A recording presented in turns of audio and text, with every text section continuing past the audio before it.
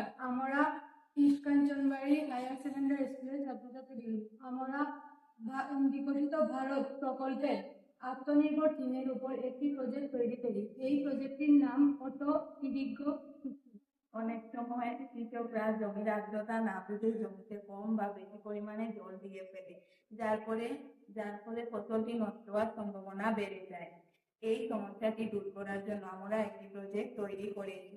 এই প্রজেক্টটিতে একটি Soyel moisture sensor থাকবে, যা মাটির মধ্যে থাকবে, যা আমাদের এটা বুঝতে সাহায্য করবে যে মাটিটি শুষ্ক আছে নাকি ভেজা।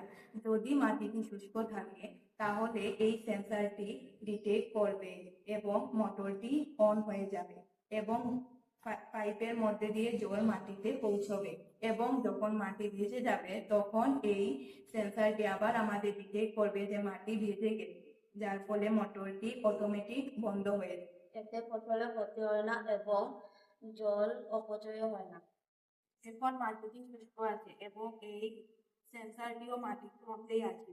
যখন আমরা এই কেবলটি এই ল্যাপটপে এন্টার করবো তখন জল পড়বে।